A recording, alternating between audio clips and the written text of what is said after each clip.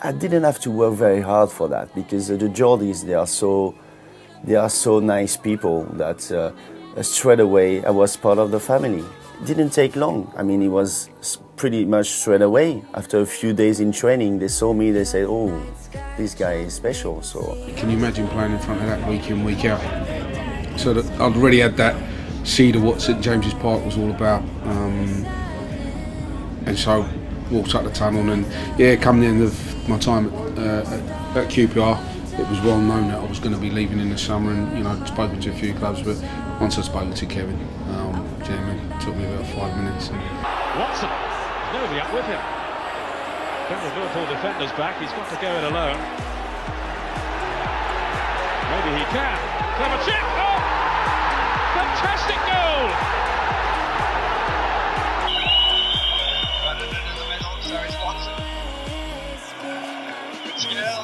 Here's Watson! Albert, Ferdinand, Asprilla. Albert's continued his run forward. That's Overkit Simons. Albert, left foot. Still Andy Cole. And it comes for Cantona! Manchester United have struck. 6 minutes into the second half. Just stood up for it. But here is Collymore! Liverpool have won it! An amazing finish! When you do that with footballers, like he said about Leeds, and when you do things like that about a man like Stuart Pearce, I've kept really quiet, but I'll tell you something, he went down in my estimation when he said that. We have not resorted to that, but I'll tell you, you can tell him now if you're watching it, we're still fighting for this title, and he's got to go to Middlesbrough and get something. And I'll tell you, honestly, I will love it if we beat them. Love it. When your stars have burnt out and your heart makes no sound, I'll find validity in your eyes. Hello everybody, welcome back to our mini-series since the international break. Nobody likes it. And we're all talking about a few of our favourite things that have happened over the years, retro years. Now I want to talk about the 95-96 season. Obviously I'm the oldest, which I'm sure there'll be a few... Quite a bit. There you go. I was just about to say there'll be a few jokes in that somewhere across this mini-series. But this is the season that I fondly remember because it was my first full season that I remember pretty well. I was a 9-year-old kid and I was just getting to know football. I was pretty late getting into football, and this was by all means, I can remember this pretty well. There's a few iconic things that have happened during this season, which I'd love to get your comments, because a lot of you probably grew up with this, like similar to me. Iconic, and everyone still has them today. Talk to me about the brown ale shirts, home and away. I love them. They're my favourite. As I keep saying, you can't beat a brown ale. For me, they're just the best quality. They're just the best away all round. I wear them for most away days I go on. Do you like it just because of the fact of what it looks like or what it stands for? A bit of both. I like the look of the top. It's perfect, but it also signals when Shearer first signed. It signals what kind of club we were back then, and when we're actually a good football team. So for me, that's my favourite Newcastle top of all time. But in the comments below, let us know your favourite top. Is it this one? Is it that one? Is it the brown ale ones?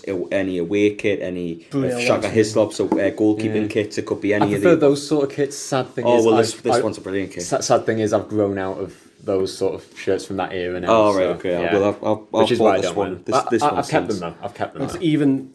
Even the maroon one come back around last season, and everyone was getting... I got it as well, because it brought back memories of my first season. For me, it's an iconic moment in Newcastle United's history. We went for the title, which we'll talk about shortly, in the shirts, and it was a good feel factor about the whole place, and it was buzzing. Lost it in dramatic circumstances, of course. However, let us know your shirts, because even I'm thinking of that and thinking, God, what be interesting to see the comments on that one. Like, brilliant shirts, my favourite. We brought in a few players, and I'll be honest with you, obviously I was only just into football, I didn't know much about football. Shaka Hislop was signed from Reading, which was the old championship back then. Warren Barton was a makeshift right back trying to make his game, naming his game, just being capped by England. I remember going to the USA and it was got called off for hooliganism. Hi Kyle. And I'm not that bad, I only jump around. The big one is obviously David Ginola. Again, when he was signed, not many people knew about him. at that time, Les Ferdinand was banging in the goals for QPR, so he was well renowned. So he was the big one that people knew of, but of course, David Ginola. People were very gentle, very nice, very keen. I didn't have to work very hard for that because the Geordies, they are so nice people that straight away I was part of the family. It didn't take long. I mean, it was pretty much straight away. After a few days in training, they saw me, they said, oh, this guy is special, so we're going to love him. And it was a loving affair straight away. You know, we played pretty well and probably deserved it. Well, no, we did deserve the win. But we applauded off the pitch as well. And I remember walking off the pitch, going up the tunnel and saying to the players, can you imagine playing in front of that week in, week out? So that I'd already had that seed of what St James's Park was all about. And so walked up the tunnel and come the end of my time at QPR, it was well known that I was going to be leaving in the summer, and you know, I'd spoken to a few clubs, but once I'd spoken to Kevin, do you know what I mean? It took me about 5 minutes and he was sold. I was sold. Remember the L'Oreal adverts? Do you remember them or not? Do you remember them all? But certainly a sex symbol for the time, wasn't he? He was. Yeah. And it was another It's one. on the cover of an old FIFA game as well. I can't remember which 97? year. I think it was 97. It doesn't have the logo on, does it? No, I'm pretty sure it was 97 though. David Ginola. Let me know in the comments. But of course, Ginola and Ferdinand later on that season took the headlines. Shaq Aislip obviously lost his place eventually to Pavel Srnicek, God rest his soul. Good old 4-4-2, which is you didn't see many days. Ferdinand up top, and obviously Beardsley, of course, that would change later on in the season. Some of the standout games that I remember, some of these I'm not going to remember, some of them have obviously been replayed, iconic moments. The opening day, brand new, restructured stadium, an all-seater 36,000. It looked absolutely unreal. Some people might say that our stadium now looks better, minus the tat that goes around it with the stickers, but football stadium, there wasn't many around, and England were deliberately on Euro 96. The FA chose St James's as one of them. I remember Stoichkov playing there for Bulgaria.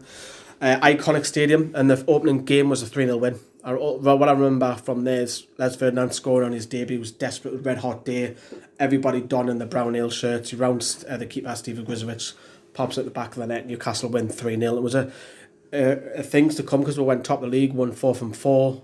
First defeat was against Southampton at the old Dell. It was a horrible ground. And a horrible record as well. Yeah, we did. We haven't kept that going either. Jim Magilton scored, but overall going into the season, Newcastle were top. They were winning quite comfortably. Here's a stat for you against Southampton. This is even true to today. On 91% of the times that Southampton and Newcastle played each other, the home team has come away with the win. Wow, It's pretty accurate, to be fair. Yeah. Who remembers Steve Watson's wonder goal against Liverpool in the League Cup? I remember it because my dad used to tell us about it, but that's about it. Some goal. Even at this day, you've talked about records. We weren't great at Anfield. We haven't been even now, but this was 3 wins since the Second World War. There's a start. So but it was chuck my name in the hat. It was a corner. It was a breakthrough, and Steve Watson's all on his own. He's running. And Steve Watson obviously played several positions for Newcastle. Finds himself on his own running. And he's looking around as he's running, and he just comes towards the edge of the box. He does a little drag back and just clips it over David James. If that was scored today, it'd be replayed all over. That was a phenomenal goal. I always remember that. Watson, there's nobody up with him. I think the Liverpool defender's back. He's got to go it alone. Maybe he can. Clever chip. Oh! Fantastic goal! What a story here at Anfield. Steve Watson, on for the injured Les Ferdinand, has scored a superb goal. There was nobody up in support. He had no other option but to go it alone, and somehow, well, he's made the chance for himself. He's teased and tormented defenders. He's caught the keeper off his line, and that is a goal to savour. The man who scored the winner when the teams met in the league at St James's Park a few weeks ago has done it again. I remember the 6-1 hammering of Wimbledon. I remember, obviously, Philippe Albert scoring outside the boot, in off the woodwork. Was Joe Keegan in charge of Wimbledon at the time? That was the good old crazy gang, like proper you got to watch your stuff and stuff like that. It was a good morale. Philippe Albert mentions, obviously everyone remembers the Man United game where we won 5-0 the season after. Everyone thinks that's his favourite goal, but that goal against Wimbledon is actually his favourite goal against Newcastle. The hell of a technique outside the boot, out in off the woodwork. Vinnie Jones obviously going in goal. Obviously you've seen a couple of highlights of that as well. And he actually done all right. He done a double save, and I remember the crowd reaction, St James Park clapping for him because he pulled off an absolute brilliant double save. Obviously we went on to batter them 6-1.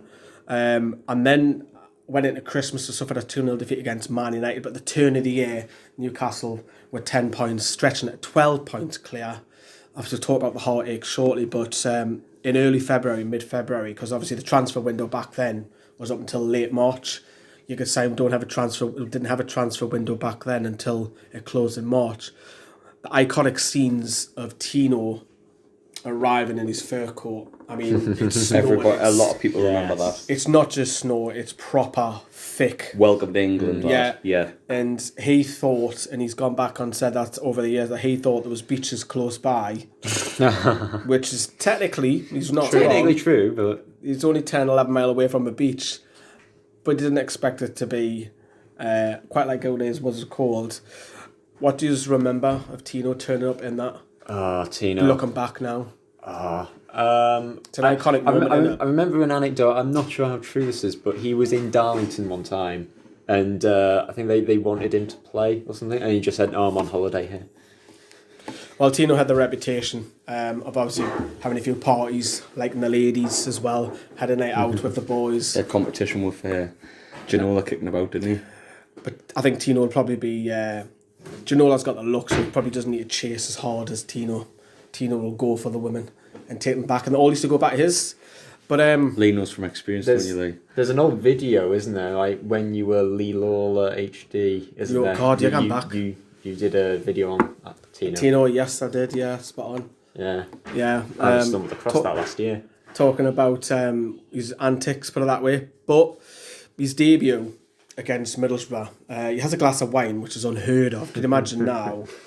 You know, you talk about the two and you think of Joe Linton or whoever having a beer or something before the game. You could do with one, not get his confidence up a bit. So he's having a glass of wine, and obviously all the squad, John Barrow's fan, looking across and thinking, "What's he doing? Why is he drinking wine?" They're all like a bit like that. It's like, what's he doing? We've got a game in a few hours. But anyways, I remember it was the North East Derby. Tino was on the bench. People didn't know who he was. They didn't know who he was. They didn't know what they were going to get. We're getting beat 1-0, and Keegan brings him on. And the first thing he does over on the left-hand touchline is Cruyff turns Steve Vickers, does him, whips the ball in, and then Steve Watson comes on the end of it and heads it, and there's the equaliser 1-1. Fortunate that Les Ferdinand obviously scored a horrible goalkeeping, but we won it 2-1. People like, who the hell is this? But people, you talk about the glass of wine. It was funny because I think Newcastle only signed him maybe the day before, and he said, I think Keegan says to him, "Look, I don't expect you to play against Middlesbrough. What I'd like you to do, if you don't mind, is just sitting on the bench." And he did more than just sat on the bench. I think he had to, because the alternative that season was Paul Kitson. So if Ferdinand wasn't there, Paul Kitson would come in.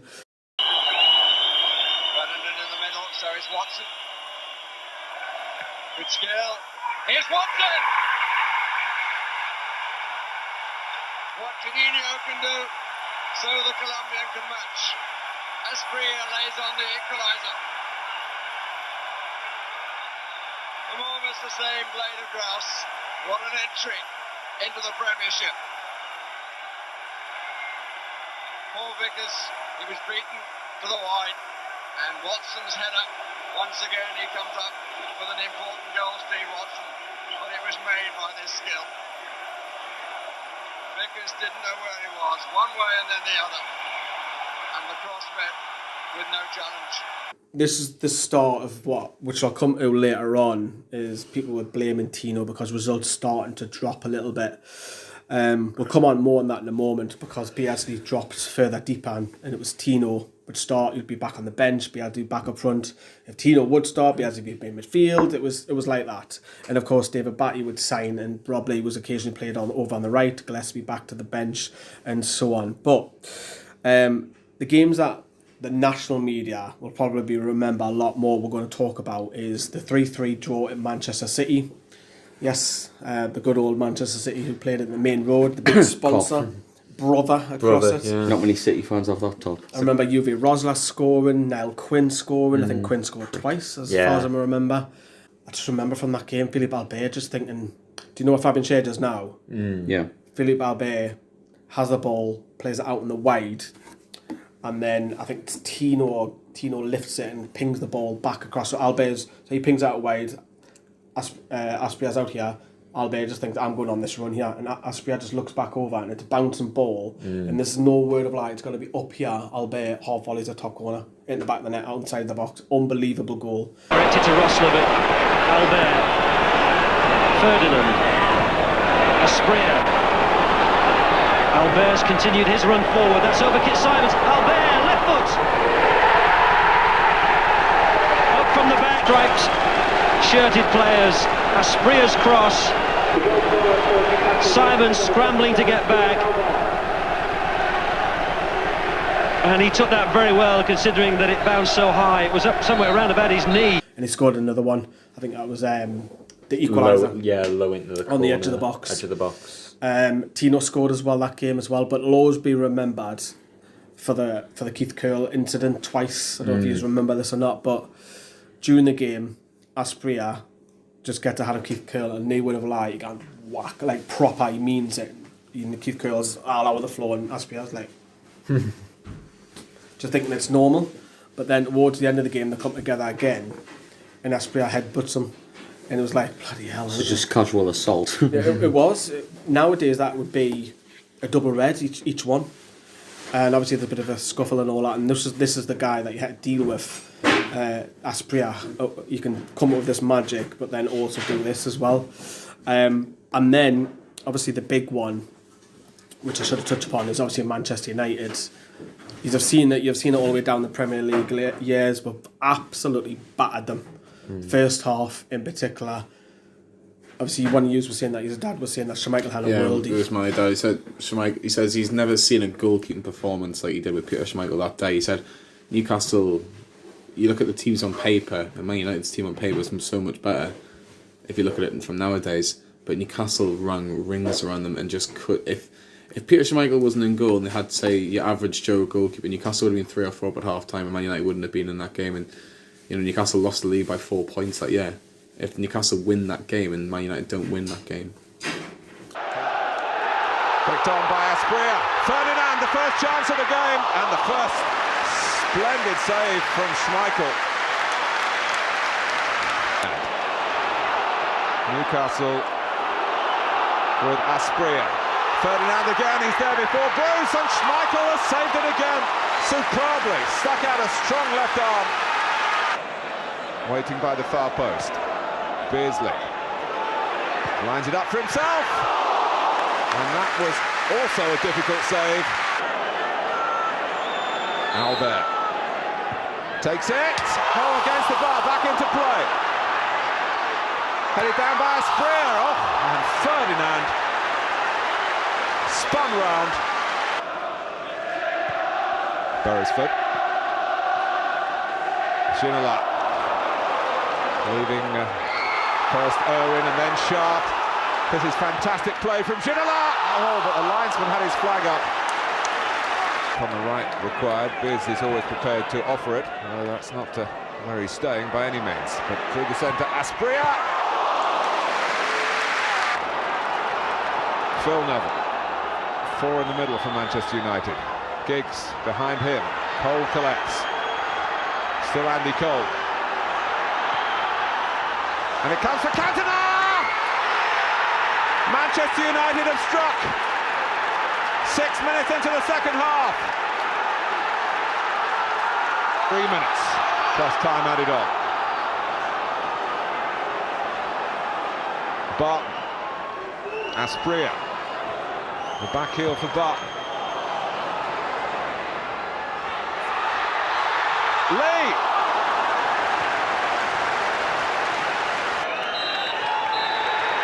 Well, it's a huge victory for Manchester United. Newcastle's perfect home record significantly damaged by their closest challengers, and by Eric Cantona with the goal and Peter Schmeichel.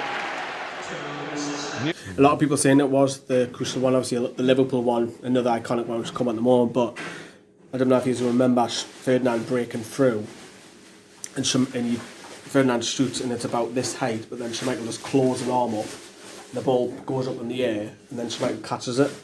Unbelievable save. We hit the woodwork that night. Oh, and then obviously the killer Phil Neville over the left hand side crosses it, Eric Cantona on. Roy Keane, history, isn't it, really? Roy Keane celebrating with him. It's like, how did we lose that game? We should have won that quite dramatically. That always stands out, but of course the 4-3 one, it's replayed over and over. The first 4-3, that is. It's replayed over and over, dramatic. Is that the greatest Premier League game? Have you seen it? Have you watched it back? Yeah, I have. Yeah. For me, if from a neutral, you have to look at that game. But like I look at the game against Arsenal, we drew 4-4, and I think that's probably the best game I've ever seen live. But does it beat that? Two teams, Liverpool in the title race, obviously not as much as Newcastle and Man United were, but it's such a shame because if Newcastle on the other end of that, which it easily could have been, but yeah, apologies if you had anyone hoovering in the background. The audio was from here. What do you remember it? Obviously, it's replayed over and over. You cannot miss it. I think the media, because it was a classic, the media hype it up as that's what cost us the title. When I think what really cost us the title that season was that Man United game that we lost 1-0. More? I just think if we came away with a goalless draw, came away with a point from that I think that's it. Man United would have left there thinking, I think they're too far. I think they're too far to be caught now. Could have done Matty Longstaff that day, couldn't we? But also, Liverpool were actually going for the title as well. They had to win that game. I think Liverpool were 5 or 6 points behind. And I think it's either us or them who played an extra game. I think it might have been Liverpool. They had to win that. And the Collymore, you've always seen Rush, Barnes, Collymore, Barnes.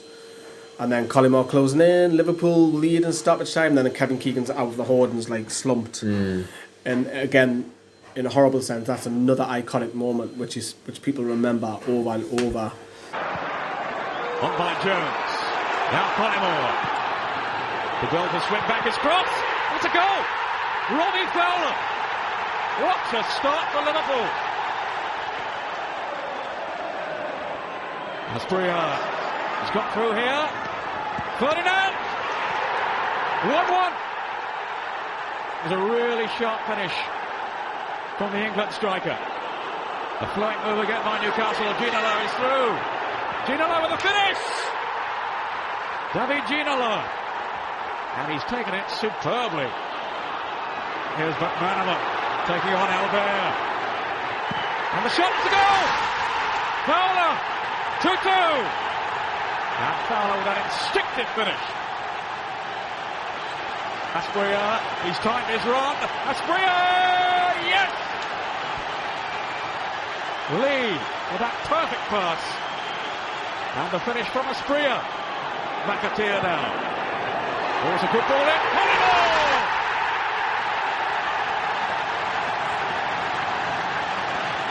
Liverpool 3. Newcastle 3. John Barnes. Now Ian Rush. Barnes again. Rush! Just wouldn't sit up for it. But here was Collymore! Liverpool have won it! An amazing finish! And Keegan just cannot take it in. What a finale! Stunning finish by Collymore. Liverpool 4, Newcastle 3. But even then, the following year, it was 4-3 again. And it was Robbie Fowler this time, the last minute as well. So, double-edged sword and all that. It was really heartache, and that was the first time I felt like proper pain being a Toon fan. We've all got memories of being hurt. That was probably the big one as well. People go on about the Blackburn game as well. It was Geordie Boyd, Graham Fenton. David Batty scored against his old club that game. Took me 1-0 up. Ewood Park late on the season. Newcastle, Man United are pulling the points back. Graham Fenton obviously has managed Blythe, hasn't he? North Shields. South Shields. So he's on the bench. Shearer's up top. We're winning 1-0. Substitution comes on. Newcastle cannot defend for shit. Shaka Hislop's all over the place. Peacock's all over the place. I think Steve Howie was. Graham Fenton scores a double. And he goes off celebrating. He didn't know really how to react because he's a Geordie. He just damaged Newcastle's title. But then we're coming towards the end of the season, and we win Leeds 1-0. It was a corner flick on. Keith Gillespie puts it in the corner, and everybody's seen the Kevin Keegan rant. I think you've got to send Alex Ferguson a tape of this game, haven't you? Isn't that what he asked for? Well, I'm sure if he was watching it tonight, Kevin, he could have no arguments about the way Leeds went about their job and really tested your team. And we're playing Notts Forest on Thursday, and he objected to that. Now, that was fixed up 4 months ago. We were supposed to play Notts Forest. I mean, that sort of stuff, we're bigger than that. But that's part and parcel of the psychological battle, Kevin, isn't it? That's when you do that with footballers, like he said about Leeds, and when you do things like that about a man like Stuart Pearce, I've kept really quiet, but I'll tell you something. He went down in my estimation when he said that. We have not resorted to that, but I'll tell you, you can tell him now, I'll be watching it, we're still fighting for this title, and he's got to go to Middlesbrough and get something. And I'll tell you, honestly, I will love it if we beat them. Love it. Yeah. Looking back at that now, do you still shocked by how? Because I get reminded of it a lot. If you see a manager do that now, you'd be like, "Whoa, fuck me!" You would, wouldn't you? Yeah. Because they're so controlled interviews now, aren't they? Well, the last one I can remember, like a complete rant. Probably Mourinho when he's going three Premier League titles, or Nigel Pearson, or you an ostrich if your head in the sand. You can almost look at a former Newcastle manager, Rafa Benitez, when he talks about facts with Sir Alex Ferguson. I think that one thing I do admire about Kevin Keegan is that you could tell that he so cared. He was hurting him. He was hurting him that Man United were coming back, and yes, to take the quote, Man United needed to get something at Middlesbrough, but I think he kind of knew in his own heart of hearts that Newcastle probably had blown it. Do you think Fergie won the mind games? He's been labelled as the master. He was the master. He's done it with Wenger. Games, yeah. Do you think? I don't think he did it with Wenger. Oh, I think he did because Wenger got a little bit rattled. He did, but Wenger won the league in the second. I think his first full season at Arsenal. Oh, he tried it with everybody, but with Keegan, he rattled him big time, and Keegan just snapped. Yeah. I don't think it worked with Mourinho, mate. A lot of the players were saying that after the game, Keegan was normal. He was as normal. Newcastle won great, and when he went in to speak to Richard Keys and Andy Gray, obviously we all know what happened with them. And then he just flipped. It was just a different bloke inside that room. And then he went on to say about like when he's disrespected a man like Stuart Pearce and he's pointing and all that and he's getting raged off. He's objecting because he said that Leeds would just turn up and give us the 3 points. And Keegan's he didn't have a blind. He was going wild, and he was furious about Stuart Pearce, who would later join Newcastle a couple of years later. He just goes off, and one thinks we're going to go to Nottingham Forest, and obviously then the famous, I would love it if we beat them because they've got to go to get Middlesbrough and get some. And honestly, I would love it if we beat them. Love it. Even now, there's memes still comes back around to this day, and this is like 23,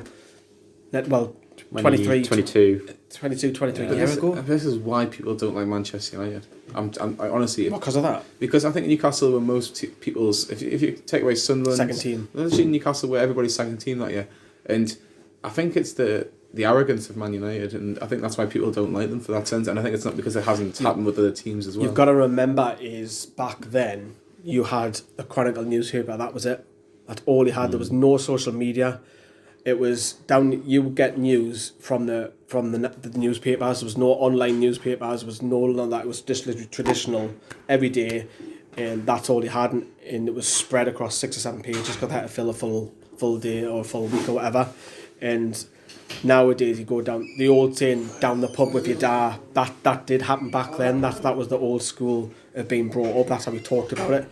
If you bump into somebody and going, oh, such and such, did you see the game last night? That would be the first conversation that you would have, and social media has changed everything now. Of course it has. The final game, obviously Manchester United go and beat Middlesbrough 3-0. Thanks Middlesbrough. And we drew 1-1. Again, we absolutely battered Spurs. Absolutely tortured them. Still drew 1-1. Jason Dazelle scored, and obviously we scored through Ferdinand. Looking back, obviously you didn't grow up with that. Are you envy? Are you jealous of it, or because you don't have that? I'm glad I didn't experience it. Why not? How come? Because you're probably more disappointed now. Yeah, because if you look at it now, we were 12 points clear with about 12 games to go, 14 games to go. If you put Liverpool and Manchester City in that position now, and they don't win the title from then, you're going, how on earth have they managed to do that? And I think the Newcastle fans, the way they are, so passionate, if that happened to in the social media nowadays, I don't think Newcastle fans would have coped. You can see why, though, as me as a 9-year-old kid, just fell in love with that season. I mean, there's so many things I've said there. You mentioned the stadium, the football, the way we played, the iconic losses, the iconic wins, the shirt, everything that went with it as well. For me, growing up as a fan, you know, a lot of Newcastle people who aren't from the area adopted Newcastle because of the way we played. Yeah. I'm from the area. It's rich, obviously, it's ingrained in me, and I'm passionate about the club. But like you are, as much as anyone else amongst it, and for me, that would be my first season. You know, I'll be old when I'm like 70, 80, 90, telling me grandkids. Time. When I'm telling me grandkids, me great-grandkids, and so on, when, you know, because 60 years' time, whatever, things will be different. Social media probably doesn't exist. It'll be a new thing or whatever, you know. And I'll go back and say that was my first season. I'll be like, bloody hell, wow, you know. Although we lost it, a magnificent time to be alive for me. It was brilliant. I was just a 9-year-old Ben, fell in love with football and hooked ever since, unfortunately. I'm waiting for that grandchild going, what's YouTube? We'll not be on YouTube by then, we'll be probably somewhere else. Exactly. There'll be something else invented, but what a memories, man. Obviously, you have an experience that I did. That was my standout memory being a kid. It was magical, even though I was only learning at the same time, going along with the ride. It was brilliant. But let us know that. I was reminiscing. Let us know what you think. Thanks for watching. Stay tuned for Kyle's tomorrow. Ta-da, bye.